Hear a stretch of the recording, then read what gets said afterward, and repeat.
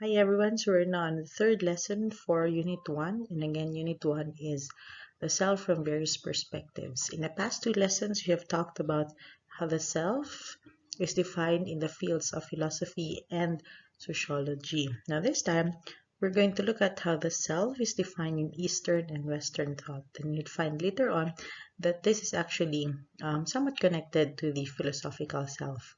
Now, let us say we have two people watching the news. Let's call them Nora and Charlie. Now, the news, as you can see, does not have is proliferated by people going at each other's throat. That means there's fighting and there's conflict and there's war. Just like how, for example, Russia is in conflict with Ukraine. Now, person A, Nora, thought that the way people are fighting against each other might be painful, but it is also inevitable, meaning it cannot be helped. Because after all, people are independent and very different from one another. The other person, Charlie, however, thinks differently. He believes that everyone is connected to each other in the world. And so to him, we are all one, so no one should be fighting. Nora and Charles are actually thinking about the nature of the self. So when philosophers are thinking about the nature of the self, one of their questions is whether we are separate from each other and from the universe, or are we um, one with the universe and with each other. So for this lesson, here are outcomes. Identify the different aspects of culture that influence the self. And number two, examine cultural differences and how the view of the self is shaped by it. Now, cultures and cultural practice have great effects on people's way of life and changes as well. We mentioned this last time in the sociological self that culture actually means way of life for an entire society. It includes codes of manners, dress, language, religion, rituals, art, and others. Different cultures with varying environments tend to create different perceptions of the self. And one of the most common distinction between the cultures of people are the cultures of the Eastern versus the Western. Now, Eastern thought or Eastern philosophy is also called Asian thought because it pertains to dominant thoughts in countries in Asia.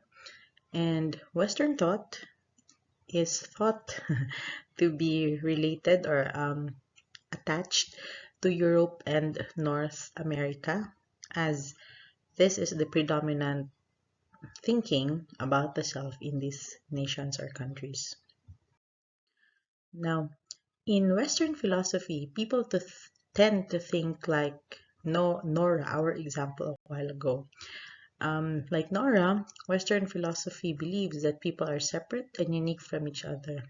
What one person does or experiences is completely independent of other people and the world at large. So, Western philosophy encompasses the philosophical thought and work of, again, the Western world, and historically the term refers to the philosophical thinking of Western culture, beginning with the ancient Greek philosophy, what we discussed in the philosophical self of the pre-Socratics. Now, the Western culture is what we would call an individualistic culture since their focus is on the person. We call it individualistic because, again, we believe that our Western thought believes that each person is unique and independent. They can make their own choices. However, in Eastern philosophy, the self is often treated as an illusion.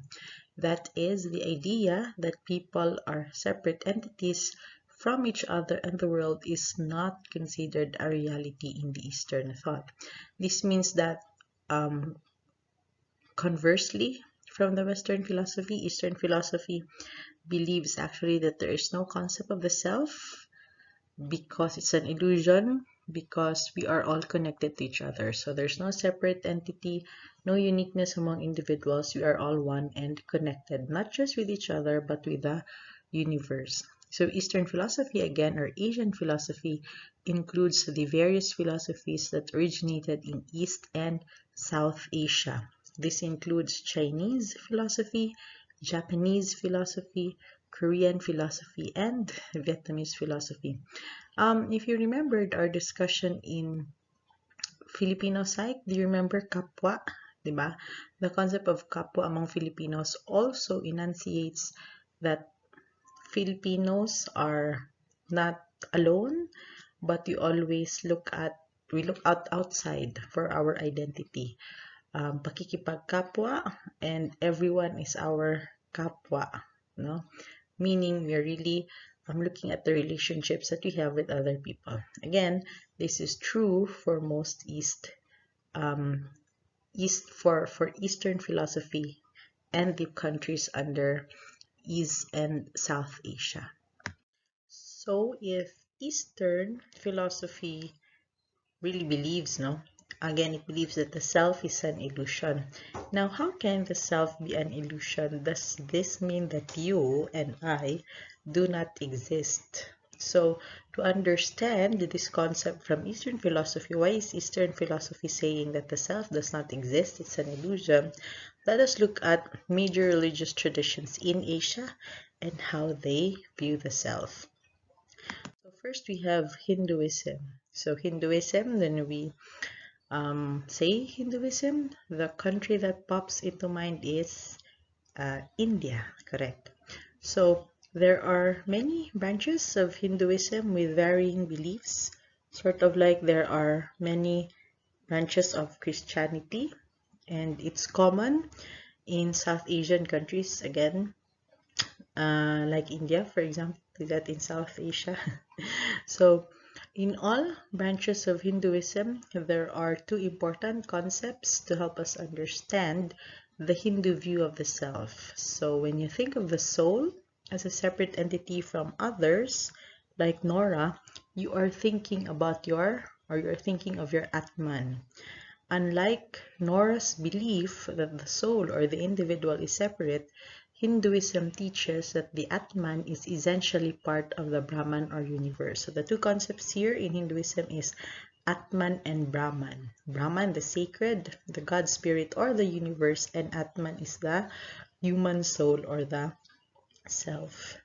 So in Hinduism, Brahman is understood to be responsible for all creation, maintenance, of all creation, its maintenance and its destruction.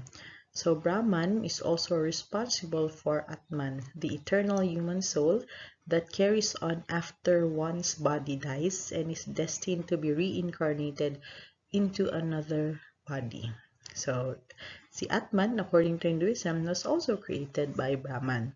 So indeed, Brahman creates and contains the essence of all things, including Atman, meaning each human soul is part of Brahman.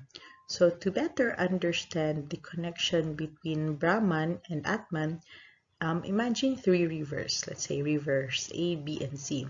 Now the three rivers connect to a lake. So if asked, each river would individually say, my source is the lake. River A would say, my source is the lake. River B, my source is the lake. River C, my source is the lake. If asked what their sources are as a collection of rivers, so individually they would say that their source is the lake. But for all three rivers, they would still say the same, that their source is the lake. So ultimately, there is no difference between each river source when you look at the source individually of rivers A, B, C and its collective source. Whether it's individual rivers or it is the rivers as a whole, they all have the same source, and that's the lake. So that's the concept of Atman and Brahman. So each Atman, the source is just one, that's Brahman. So if each Atman is a river, they are still composed of and derived from Brahman, the lake. This idea of the self being a small part of a greater whole is described in ancient Hindu texts as that art thou. So that art thou meaning each person or the self is a small part of a greater whole. Now, the ultimate goal of Hindus is to become their truest selves, or this is what they call, or Hindus call self-realization or self-realize, in order to merge their Atman into the divine Brahman consciousness, granting one liberation through this deeply spiritual process. So Western philosophy differs significantly from the principles of Hinduism, as Atman, or the self, is considered as an individual entity that exists separately and independently from Brahman. Then let's go to Buddhism. Buddhism, very common in Thailand. If you're going to teach in Thailand, you'll find a lot of Buddhists. So in Buddhism, the self is seen as an illusion born out of ignorance of trying to hold and control things or human-centered needs. Thus, with all this, because the self is seen as something negative in this religion, because it's selfish, it's born out of ignorance, so the self is the source of all suffering because of it being selfish. So it is therefore the quest of Buddhists to forget the self, the cravings of the self, the attachment with the world, and to renounce the self, which is the cause of all sufferings, and in so doing, attain what Buddhists call perfect happiness or nirvana. So for Buddhists, we should forget about the self, our cravings, and our attachments to the world to alleviate ourselves from sufferings and then achieve nirvana or perfect happiness. Then we have, can you recognize this person? Yes, of course, it's Confucius. So, Confucianism. Confucianism is an ancient Chinese belief system which focuses on the importance of personal ethics and morality. So, it is a code of ethical conduct on how should one harmoniously act according to his relationship with other people. So, this is good and bad and how we behave or relate with others. Now, in the Confucianism philosophy, self-cultivation is seen as the ultimate purpose of life, but the characteristics of a Chunzu, a man of virtue or noble character, is still embedded in his social relationships. So, while we want to achieve self-cultivation in Confucianism, it is said or it is believed in this line of thought that a man of virtue or of noble character is embedded if we have good social relationships.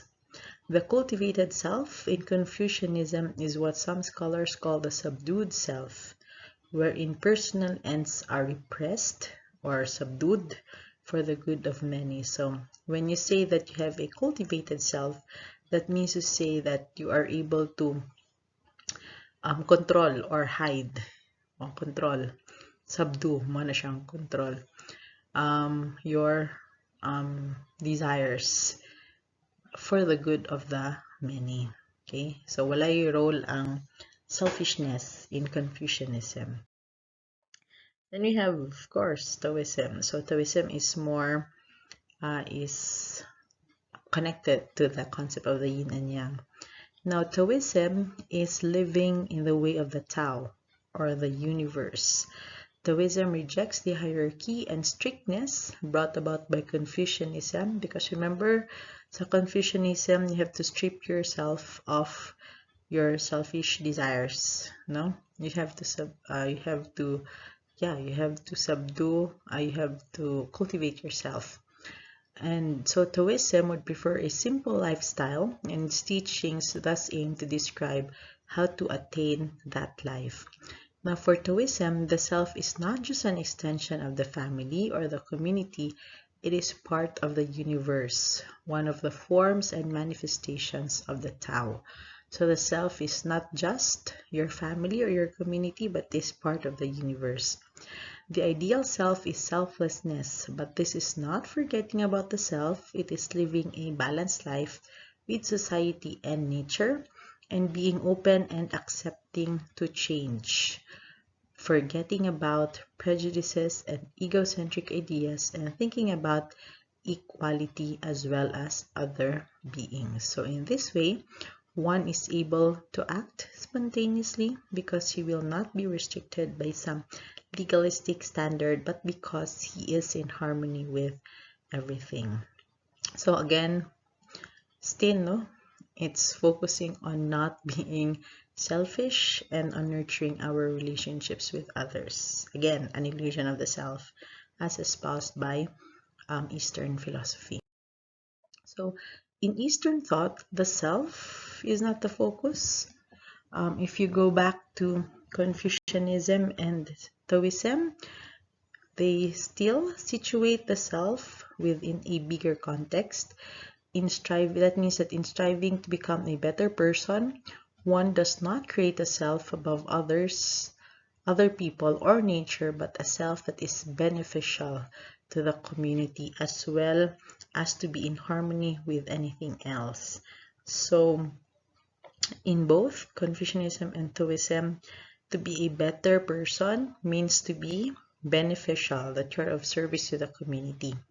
On the other hand, for Buddhism and Hinduism, the self with all its connections and selfish ideas is taken not just out of the center of the picture, but out of the entire picture. So, very strict to Buddhism and Hinduism, they really think that the self should not exist at all because of its selfish, selfish tendencies.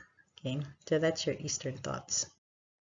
Now, Western perspectives, on the other hand, do not discount the role of environment and society in the formation of the self. The only thing is that while Eastern thoughts, they do not believe in the self, think it's an illusion, Western perspectives highlight that we should be looking toward the self. We should look at the experiences of the self.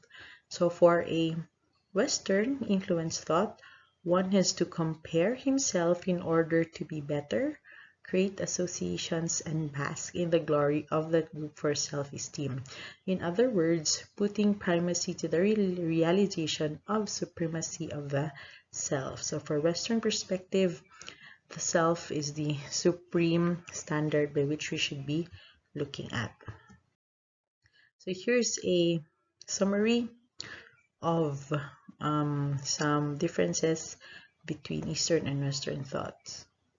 So for Eastern thought, again, selflessness by living in harmonious life emphasizes selflessness by living in harmonious life with nature and society.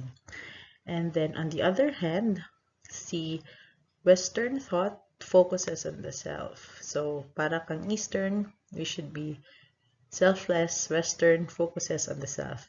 Eastern thoughts non-prejudice and egocentric, but Western thoughts are conscious of social roles that invoke traits positive for the self. Eastern thought keeps low profile, considers boasting oneself, disrupts social relations, but your Western thought highlights personal achievements. Then Eastern thoughts, collective in nature. That's why we call it collectivism. And then Western thoughts is more on the individualistic culture. That's why, yeah, we sometimes say that Western thought is individualism. So Eastern thoughts highlight loyalty to the community. Okay, loyalty to the community.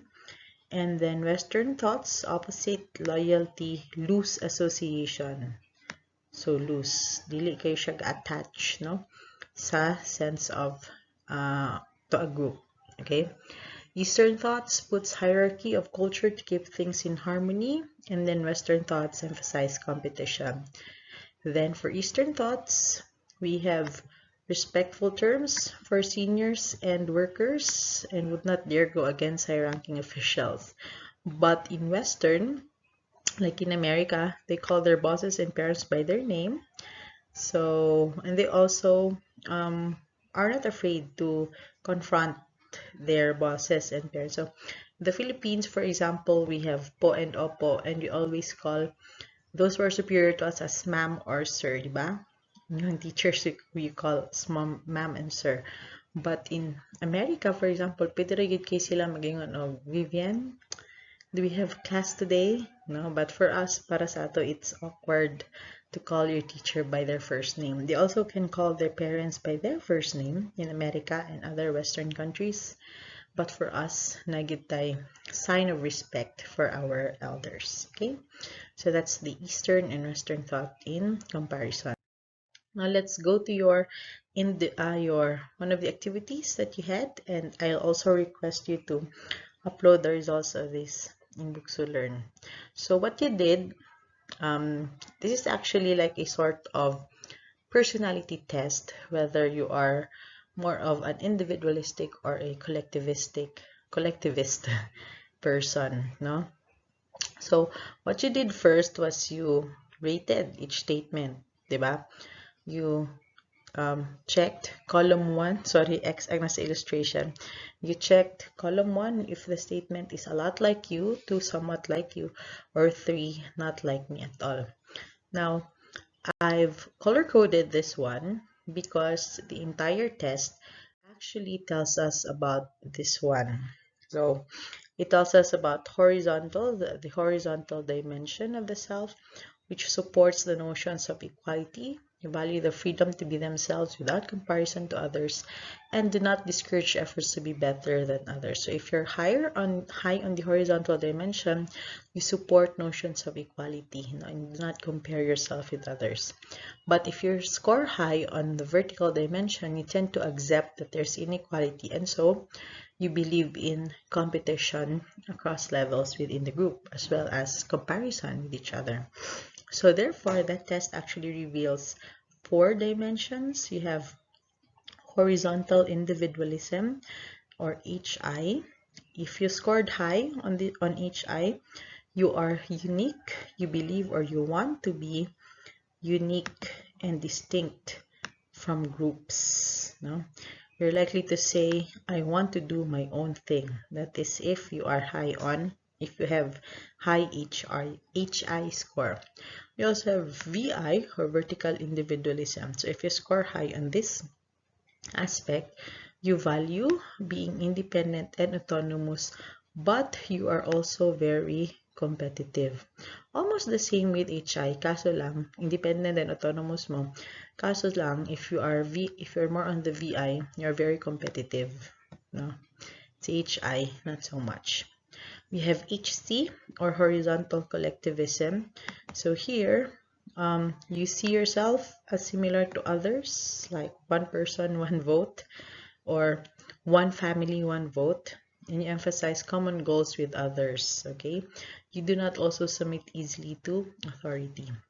Now, for vertical collectivism, on the other hand, while you emphasize the integrity of the in-group, you are willing to sacrifice your personal goals, no, for others and support competitions within groups and out of groups. So, I'll show you now how do you score your answers, no, so that you can identify asa man ka sa upat, or yeah, asa ka sa upat, or which of the 4 are you more, or is your personality leaning towards to. This is how you score. Again, notice that I've color-coded the statement. So if the statement is colored red, that's HI, color blue, VI, green is HC, and orange is vertical C. What you do, I uploaded the scoring sheet man, diba? So what you do, you just plot your scores. So halimbawa for number 1, your score there is 3 man, and it's colored red. So you put the score 3 in HI. Okay, follow. Number 2 is green, and you scored it 2. So green is HC. So that's why you place the number 2 diri sa column sa HC. And then you do that until you reach the last statement, and then afterwards i-total nimo si imong HI, HC, VI, and VC. So whichever is the highest, that means mo na imuhang dominant na characteristic. So what you do is you score your answers in activity 1.3, and then you upload the scoring sheet later on in Books to Learn, because I'd like them to hear from you.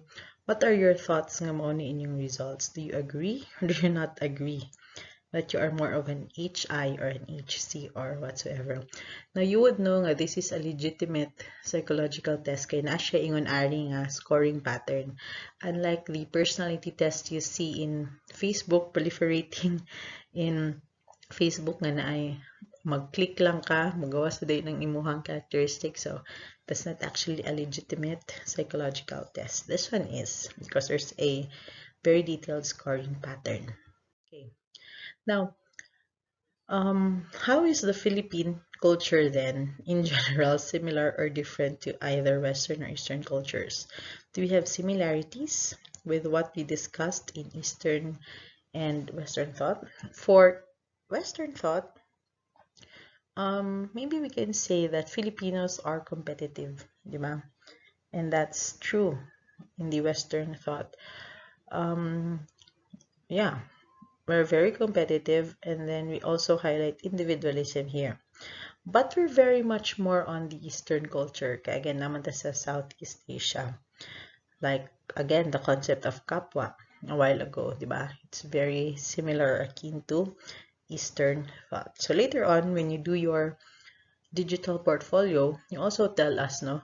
Or tell me what aspects of the Western thought is true to you, to yourself, and what aspect of Eastern cultures is true to you as well.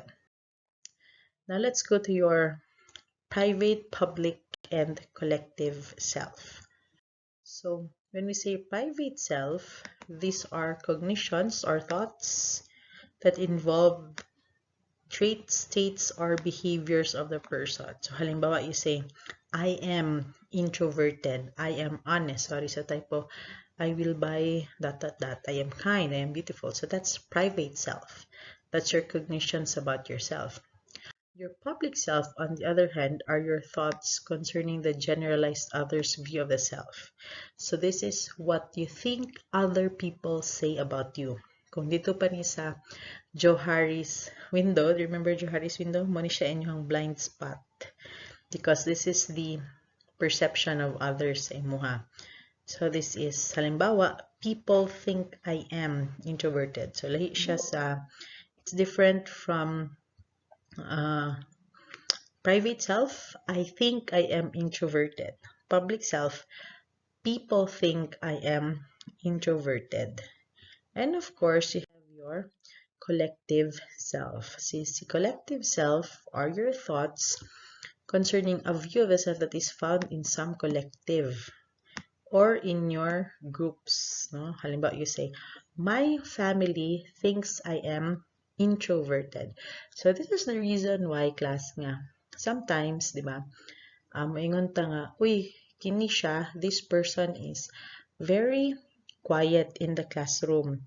But when he or she is with her friend, she's very noisy. That is because her public self is quiet, but if you're close to her, if you're in her or his inner circle, she can be more friendly and more noisy. So natay disparity between the public and the collective self. If we're not close, then I might display a different set of characteristics. No? So that's your collective self. Now, the private self is an assessment of the self by the self. Your private self is your own definition of yourself. The public self corresponds to an assessment of the self by the generalized other. That's people outside your social relation, the people outside of you, or your membership to groups. But your collective self corresponds to an assessment of the self by a specific reference group. This reference group might be your in-group, so that's your family, your friends, your peers, or out-group, no? Someone or groups who are not very close to you. Like, let's say, your classmates. No? So, lahi ang imuhang self sa katong grupo nga close sa imo, o katong grupo nga dili kaayo parts in your circle. So the social identity, according to Taj Fell, is that part of the individual self-concept which derives from his or her knowledge of his or her membership in a social group or groups, together with the values and emotional significance attached to that membership. So your private, public, and collective self all compose your social identity. Okay? And that's it for lesson 3. So I'm expecting you to submit your scoring sheet in Books to Learn, and then I'll also upload your reading material for the last topic that we have, that's on the psychological self. And then after we have the last topic, we'll then have a unit test for unit 1. Okay, and that would correspond to your prelims exam in this course. Okay, so thank you everyone, and see you next week.